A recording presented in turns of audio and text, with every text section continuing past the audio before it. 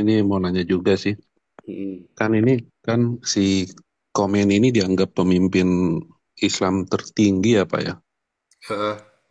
Dok, kenapa dianggap tertinggi? Saya lihat ternyata dia dianggap keturunan Nabi ya Pak, cucu Iya, kepada Nabi. Muhammad. Kan saya bilang, berkening lebar, Hmm. berkulit putih, berdahi lebar, berhidung mancung kan Khamenei. Khamenei itu sudah sampai merasuk ke bawah-bawah.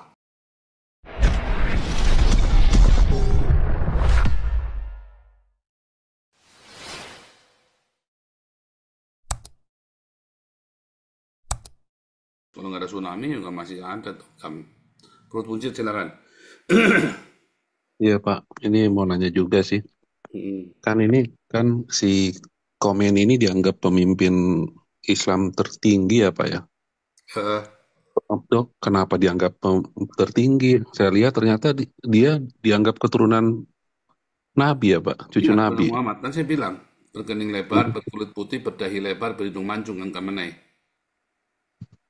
Ini kan? Oh, Mereka mengakui, emang saya bilang nanti Imam Mahdi itu antikristus itu dari kelompoknya mereka nanti. banyak juga cucu Nabi ini ya Pak ya. Sampai di Yaman, di Indonesia juga Tapi banyak yang banget yang yang bikin. aslinya cucu Nabi yang ini Khamenei, kulit putih kan? Muhammad kan kulitnya Hmm. putih. Yang asli, yang Yaman-Yaman itu bukan cucu Nabi itu. Bukan itu, itu tukang bersihin tainya Nabi. Sama ini juga saya mau nanya Pak, kalau Yahudi campuran itu Pak, dia ngikutin garis keturunan siapa siapa ya? Ayahnya apa ibunya ya? Soalnya kan kalau kayak Yahudi campuran tuh kayak siapa suaminya Maya, mantannya si Ahmad Dhani, itu kan ada campuran Yahudinya juga. Katanya Ahmad Musir Dhani itu ada ya. campuran Yahudinya juga, tapi mualaf Pak. Ya nggak apa-apa, kan nggak masalah.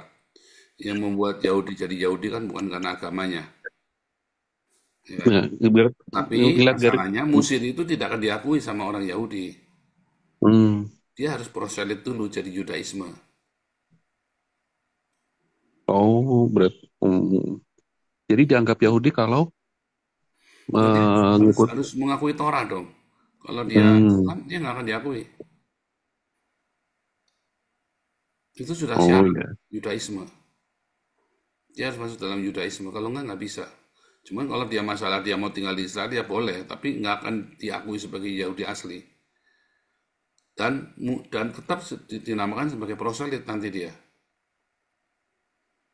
Oh Itu. iya. Kecuali garisnya jelas ya. Walaupun si keluarga Musir itu kan. Si siapa itu. Baruh Dayan siapa itu ya. Si Musir itu ya. Keluarganya Musir itu ya. Iya, sama satu lagi Pak. Kalau misalnya si Kom ini udah nggak ada di Iran, yang mimpin serangannya ini apa?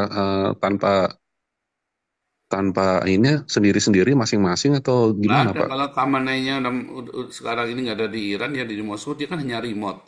Sekarang ini kan makanya nggak ada gregetnya. Serangan-serangan itu nggak ada gregetnya. Nggak bisa, udah. Sekarang ini pokoknya cuma tinggal di intelijen jalan, bikin chaos, lalu cari pemimpin boneka. Berarti Inilah, nggak lama lah ini. nggak lama. Dalam waktu dekat ini dunia akan damai. Juli, Juli, Juli selesai nggak Pak? Saya kira bulan Juli sudah selesai. Juli selesai ya? Iya, Oh, bulan iya sih. Agustus udah ganti rezim. Hmm. Saya kira rezim kami ini udah kami ini udah selesai, udah enggak. Oke, oke. Iya Pak, itu aja Pak, mau nanya itu Cuman aja. siapa yang berani mendanai ini kan harus ada orang, harus ada bohirnya kan. Iya, maksud saya kan Harus ada kan bohirnya dengan backing dari Israel dan Amerika. Nah sekarang siapa ya kan yang kuat. Walaupun eh, apa namanya, walaupun kelihatannya yang dikhawatirkan kan begini nih. Sekarang ini Khamenei itu sudah sampai merasuk ke bawah-bawah. Jadi dalam semua struktur pemerintahan itu ada orang-orangnya Khamenei, loyalisnya itu loh repotnya, gitu kan? iya berarti artinya kan ya, nggak bebas merdeka banget kan mereka tetap masih ideologinya si Khomeini kan masih banyak di kalangan orang Iran kan, maksud saya gitu Pak. Mm-mm. Meskipun sudah berganti rezim. Tapi tetap ganti, harus ganti. Tetap harus ganti. Hmm. Ya kan? Nah, itu susahnya sekarang semuanya kan ada di luar negeri nih kan. Berarti setelah ganti rezim ini mungkin diboikot lagi gitu kali ya Pak ya? Ya, bisa perang kayak di Irak. Bolak-balik perang.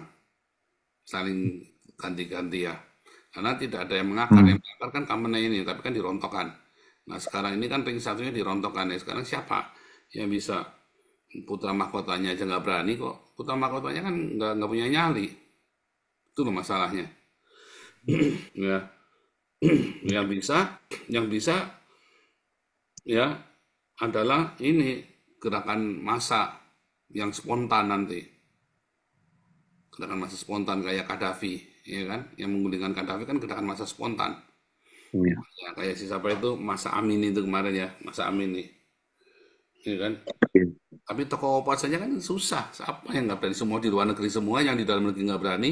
Yang bisa adalah gerakan massa. Nanti gerakan massa yang paling inilah nanti dia yang akan jadi pemimpin. Jadi pemimpin dadakan itu nanti itu. Dan itu jadi bonekanya. Bisa jadi ternyata orang Yahudi dia. Bisa jadi. Iya, iya. Dan ternyata anggota Mossad misalnya kan. Ternyata Mossad. Karena dia kan yang bikin membuat provokasi kan.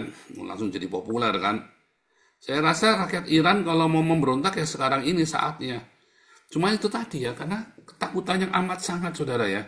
Sama di Indonesia ya, kalian itu orang-orang Kristen itu mengalami ketakutan yang amat sangat.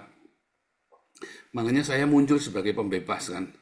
Joseph Paulusang yang mempelopori, yang berani nantang pemerintah dan agama Islam. Hanya Joseph Paulusang, saudara. Karena sepanjang sejarah siapa yang berani selantang ini nantangin pemerintah Indonesia dan agama Islam. Hanya Joseph Paulusang kan yang berani nantang. Ya kan? Dan kita nggak kacang-kacang, kita punya komunitas tuh. Iran itu ke Indonesia ada investasi apa ya Pak? Ya? Maksud saya kan begini ya, Indonesia kan teriak-teriak banget ya, yang Hmm.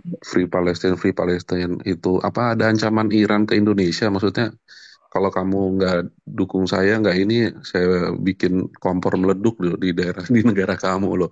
Nanti di kota-kota kamu saya bikin kompor meleduk. Jadi Ada di akibatnya, Oki adanya. Iran itu punya peranan di Oki. hmm, Dia cukup kuat ya. Suaranya cukup kuat. Apalagi menggunakan isu Hamas. Tapi setelah itu nggak ada. Iran itu tong kosong nyaring buminya itu. iya maksudnya kan kalau negara-negara yang nggak ini sama Palestina kan dikacaukan sama demo-demo Hmm. penusukan. Indonesia kan nggak begitu kan, Iya, karena Iran itu tong kosong nyaring makanya, buminya. Macam Indonesia. Di Oki kan Indonesia kan juga gede banget suaranya. Bedanya Iran hmm, dibunuh orang, Indonesia nggak punya nyali. hmm, Bener-bener bacot doang kalau Indonesia mah. Nah, itu masalahnya. Nah, ya. Jadi oke sekarang oke ya. mungkin ini memang sudah Islam udah runtuh. Kalau udah nggak ada Iran ya sudah selesai. Indonesia aja udah runtuh kok. Kalau nggak ada Iran udah runtuh. Makanya kemarin Amin Amin Rais kan bilang untung ada Iran kan. Karena Indonesia udah nggak bisa apa-apa. Untung ada Iran katanya Amin Rais. Oke, Itu. ya, iya Ya itu kan? aja Pak. Hmm, Heeh. Nah, saya mau tampilkan satu tadi ya, terus yang Benyamin Netanyahu tadi ya. Saya tampilkan dulu ya. Jadi belum selesai dari tadi karena panjang ya filmnya ya. Jadi dipikir nanti kalau sudah ini akan terjadi pelarangan untuk berkembang biak, nggak boleh bermultiplikasi boleh. Dia bilang boleh. Kalau kamu sudah mengakui eksistensi Israel dan menjadi bagian dari negara Israel, ya kamu boleh bermultiplikasi sama seperti lainnya. Ya, dia pikir akan dijadikan genosida. Genosida itu justru pemikirannya orang-orang Iran Hamas. Ya, itulah pemikiran genosida yang ditanamkan kepada orang di pikirannya orang-orang anak-anak muda yang goblok ini ya, dari Harvard sama dari ini kan goblok-goblok semua nih ya. Kenapa? Karena mereka tadi ya berpikir dengan segala macam data Tapi datanya sumber sekunder dan tersier semua, bukan data primer. Ya, wah, repot. Jadi siapa yang mengolah itu kamu telan. Ya, itulah repotnya. Ya, dan kalau Anda mengerti prinsip-prinsip eh, sejarah, wah Anda kan berpikir seperti saya ya, dasar objektif. Indonesia sendiri sejarahnya kan kacau kan? Kamu pikir Indonesia sejarahnya waras, saudara? Sejarah di Indonesia itu nggak waras, ya. Sejarah di Indonesia itu hoax semua, ya. Sejarah di Indonesia itu Anda bayangin ya, Anda mau belajar sejarah Jawa aja, Bapak Tanah Jawinya ada di Belanda. Anda mau belajar master bahasa Indonesia itu ada di Belanda, di Leiden, saudara. Belajar master bahasa Indonesia itu bukan di Indonesia, di Leiden, saudara. Kan konyol kan? Anda mau belajar tentang Indonesia, masternya Indonesia di Belanda. Karena semuanya ada di Belanda. Kalian itu bangsa yang tidak punya kepribadian dan tidak punya sejarah. Karena ketika mau dikembalikan sama Inggris pun, beberapa ribuan bukti arkeologi ditolak sama Menteri Kebudayaan. Karena apa? Karena takut. Begitu dimasukkan itu bukti-bukti, maka sejarahnya kacau Indonesia. Karena sejarahnya kan dibikin, dikarang. Dan berkali-kali sudah dikarang. Persis dengan sejarahnya Islam. Dikarang. Takut. Karena dikarang. Begitu masuk buktinya kan kacau semua ini. Lalu yang kita kemarin belajar apa nih? Kacau, saudara. Ya, sejarah Belanda menjajah Indonesia. Kacau nih. Ya kan, terminologinya saja sudah salah. Belanda menjajah Indonesia. Indonesia tahun berapa berdirinya? Tahun 45. Apakah sebelum ada tahun 45 ada negara bernama Indonesia? Enggak ada. Apakah Belanda menjajah negara Indonesia? Tidak pernah. Tidak pernah, saudara. Nah, itu kan terminologi kacau. Islam memerdekakan Indonesia. Bukan. Islam itu menjajah Nusantara. Islam itu menjajah ya. Ideologi Islam itu menjajah, menghancurkan Nusantara. Menghancurkan Majapahit. Menghancurkan sendi-sendi kehidupan rakyat asli. Ya.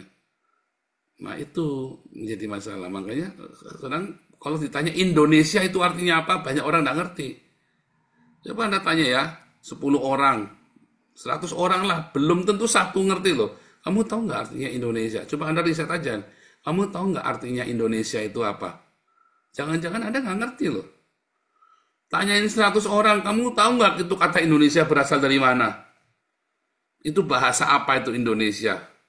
Bingung, saudara. 100 orang Indonesia kamu tanya, belum tentu satu ngerti loh.